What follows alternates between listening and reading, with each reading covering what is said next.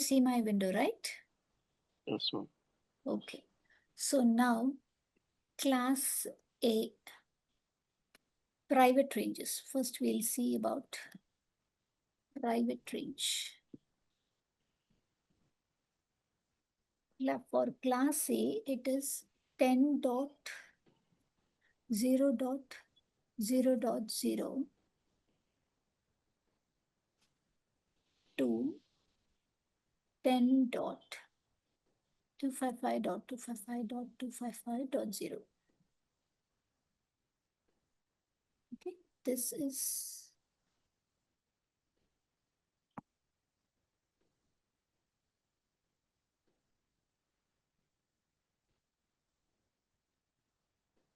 class A, private range. Class B, private range.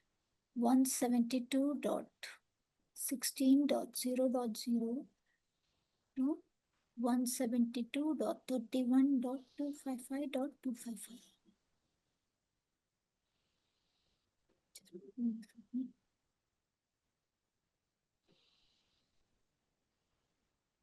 Okay, this is class B, and for class C, 192.168.0.0 to 192.168.255.255.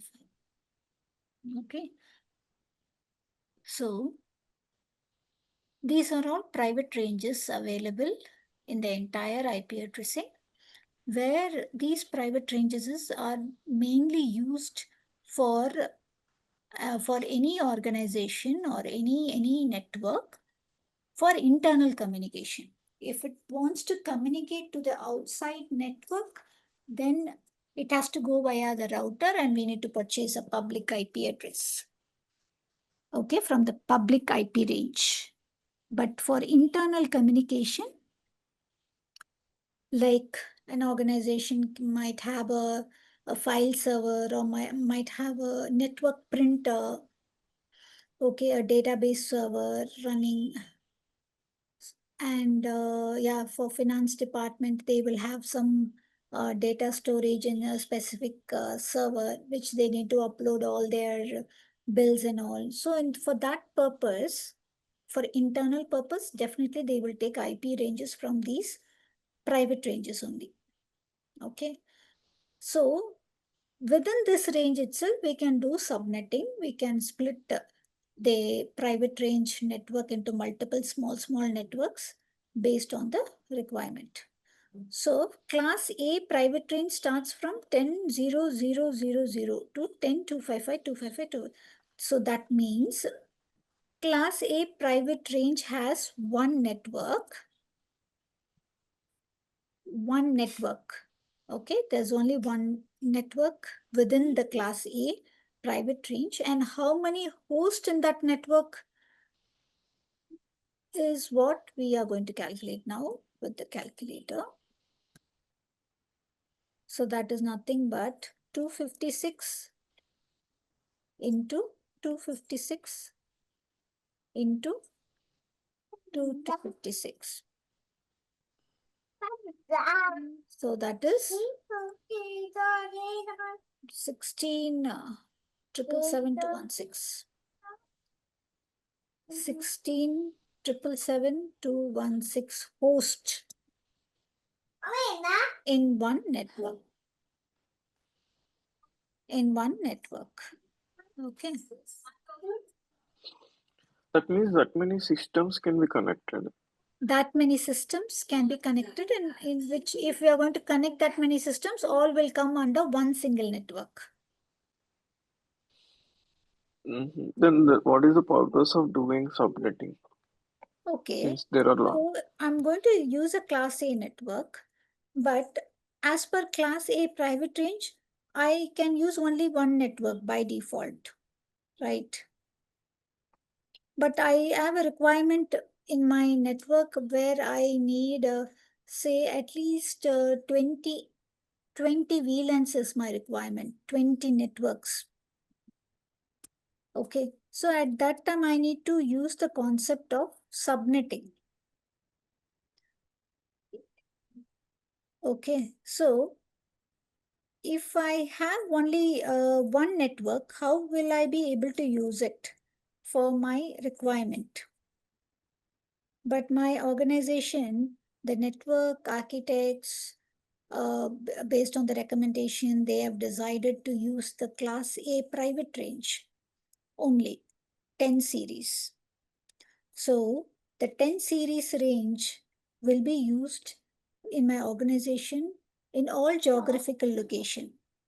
My office is in US, one office is in India, Singapore, Canada, or Malaysia, or Europe, any region, any geographical location. If I have offices, that office VLANs or the inside network is designed with the 10 series range. So my laptop, so all employees will be provided with a desktop or a laptop. So that should communicate, right? That should have an IP address to communicate. That will be on 10 series. That is what the network architects have decided. Now, how are we going to use that 10 series? Are we going to use as one single network with this many hosts? That is not possible. One single network, that means, am I going to use only one VLAN in my organization? No, that's not possible. Right? So I have to divide this /8 network into multiple VLANs. And if I'm going to use the same 10 series, for all my offices, it should not duplicate as well. Say in India, I have an office, I'm using 10.1.0.0. Okay.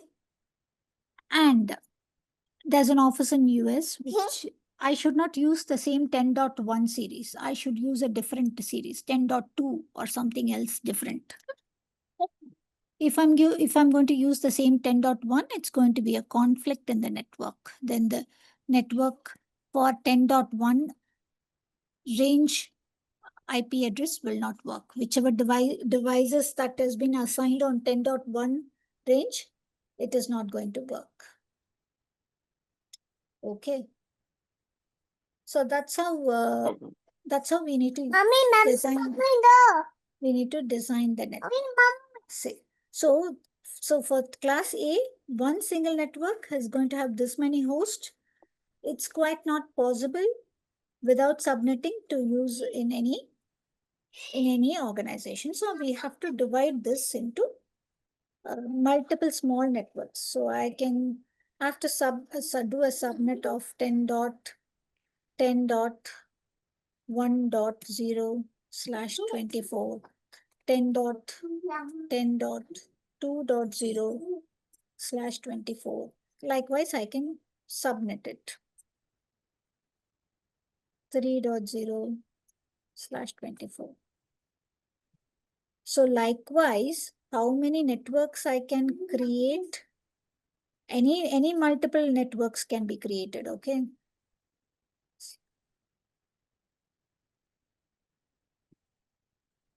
Well, 255.0/24 I can use. Correct? Yeah. So that this means /24 means these are the network bits and this is the host bit. So whenever my network bit changes, so this is 1, 10.10.1.1, 10.10.1.2, 10.10.1.50. Okay. So for all the devices, I'm using 10.10.1 series. That means all the hosts will come under one single network. Whenever my network bit changes in this octet or this octet or this octet, whenever my network bit changes, my network changes. Different network. 10.10.2.0 is again a different network. But which is deciding that it is of different network? This value /24. /24 is actually deciding how many host bits, how many network bits. That value So, is deciding. yeah, basically, 10 dot networks are usually class A because of 24 CID annotation, it became class C. No, you cannot say it is classy. It is still classy. Class A, but it is acting like class C. It is acting like that is no, you are telling that is because of /24, but you cannot Yeah, say it is a class C still. no, I'm not saying it is looking Behaves. like No, that. no, no. You cannot also say like in the other way as well. Say, Mm, say, instead of 24, I'm giving here as 23. Now, which class you will say? Are you going to still say as class A or class C? Or you don't have any defined class right now? Yeah, So, by seeing the subnet mask, you cannot say any IP range as class A, class B, class C. You cannot say. By seeing the subnet mask, you can say, is it a class A, class B, class C range? Only by seeing the first octet. Only by seeing the first octet of any IP address. Okay, this is a class A range and we have done a subnetting. In that way, you okay, can say, okay, this is class C range and we have done a subnetting. okay, Okay, yeah, okay. In this example, 10.10.1.0/23. Now, we have changed the subnet mask. So for /23, 255.255.254.0 is the subnet mask. yeah, So the starting IP address of this range is 10.10.1.1, and it ends with 10.10.2.255. This is the actual start and end IP address for a /23 subnet value. Okay, so now earlier we have seen /24, and we have also mentioned it like will be 1.255 only, I guess. no 1.255 also will come. Okay, 10.10.1.255. Next, after what is the next IP address? 10.10.2.0, 2.10, yeah, 10.10.2.2.1. Likewise, it goes on, and it ends with 10.10.2.255.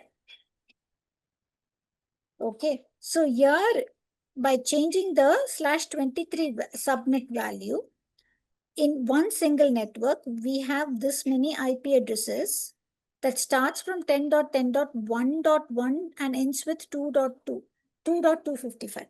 So we have 256 plus 256, 512 IP addresses. Here it comes 256. And from here, we have again a 256 IP count. So total 512 IP addresses in one single network. Only by changing the value, we have created a subnetting and created a more space to accommodate for additional 256 IP addresses. okay, but I did not understand how 2.255. That is what you have to do the subnetting. Uh, uh, yes. So, Mhm. wait. Okay. Subnet mask. What is 255? Okay. 255. All ones. Ah, Okay. okay. 254.0. 1, 2, 3, 4. 1, 2, 3, 4. dot 1, 2, 3, 4, 3, 3, 4 dot 1, 2, 3, 4 1, 2, 3 Yes. 0 dot Yeah. 0 dot 0 dot 0 0 Yeah. 0 0 0. Slow. So 254 is actually the representation comes like this. So now how many ones you have here? 1, 2, 3, 4, 23. 5, 6, 7, 8, 9, 10, 11, 12, 13, 14, 15, 16, 17, 18, 19, 20, 21, 22, 23. So this is 23. 23 ones.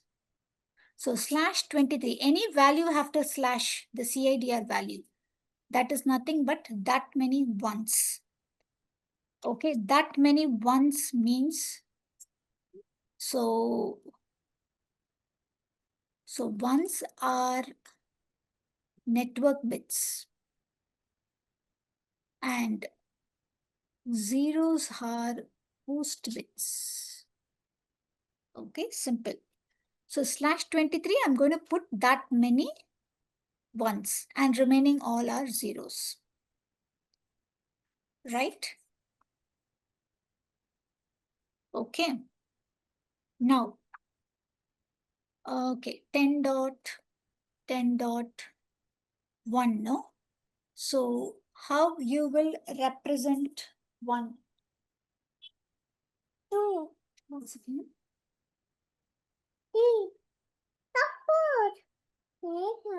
So since my mother-in-law, she is sick, no? Bedridden, these are coming at the back of me. Okay. Okay. So 10 dot 10 dot. How are we going to represent 1 now in binary bits? 0 0 0 Last bit is 1. 0 0 1 dot 0 0 0. This is for 1 dot 0. Okay. 0.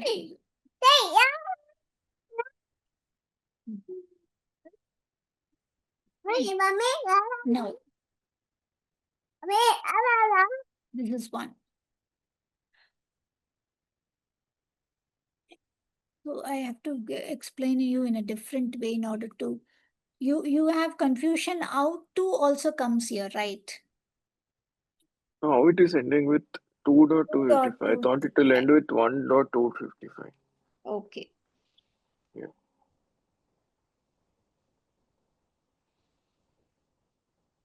Yeah. So whenever there's a change in the network bit, the network changes. Okay. So whenever there, so this is the subnet mask. Okay.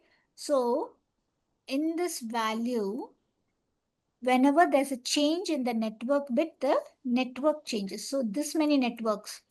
So that means this one should change, or this bit value should change, only then the network changes. Got it? Okay. In the subnet mask part, whenever the network bit changes, the network changes. Keep that in mind. Okay. Okay. So now, so 10 dot 10 dot 0 dot 0 dot 1. Okay. So this is 10 dot 10 dot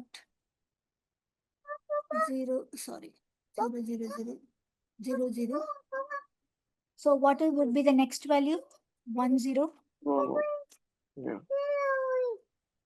No, you should not come here actually. Right?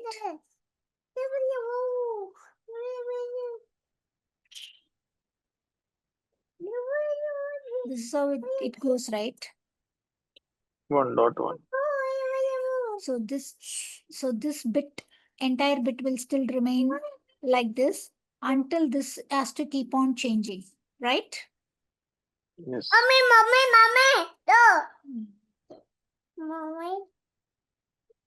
So at one point of time, what happens?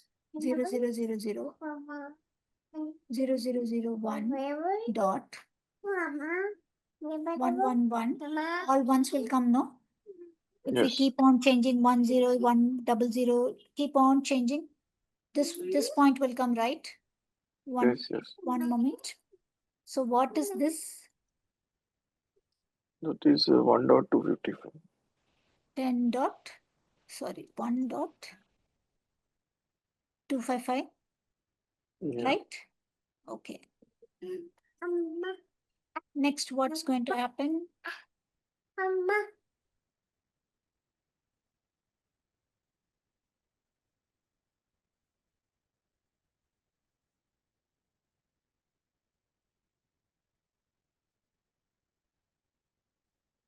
10 dot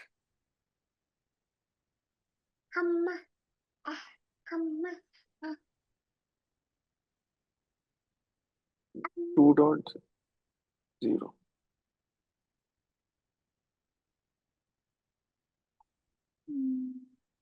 wait once again.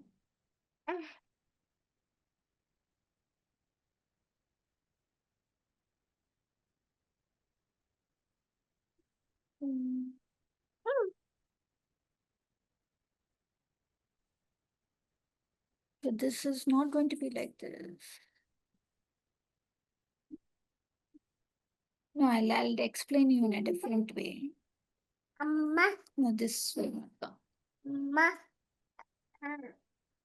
No, I'll have to explain in a different way. Wait.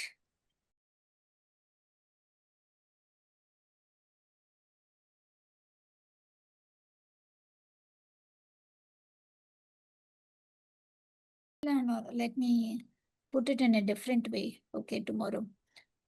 I'll have to write and see.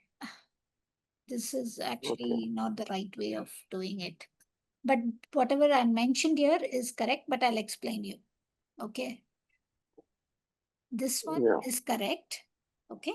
But I'll explain you. Yeah, that's fine. And I have some more topics. Maybe you can. I'll just tell you the topics that I want. Yeah. Currently, the VLAN part is fine. I'll just go through it. And I want to learn about what is OSPF internal and BGP external.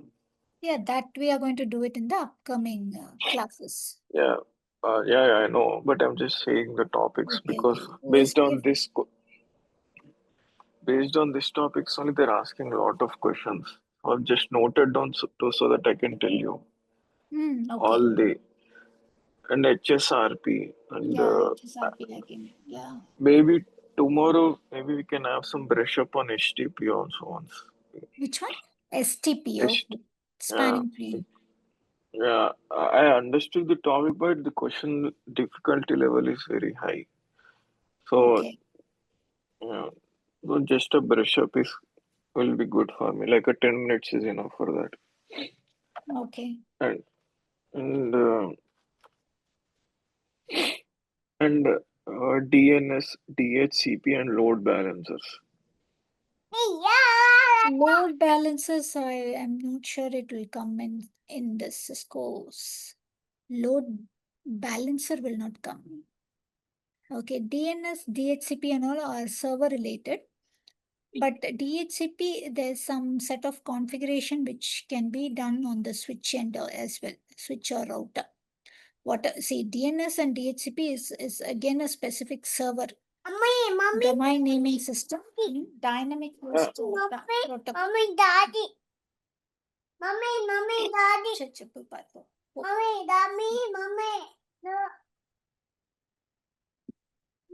So DNS and DHCP are server based only, but DHCP feature alone, we can do it, we can enable it in the router or switches. Similar okay. configuration what we do on the server end, no? Yeah. Similar, we can do it on the switch or router. I know what I know the definitions and all. I know like I want in-depth knowledge on these two topics and I want to know what is catalyst and nexus switches and their differences and all. Okay.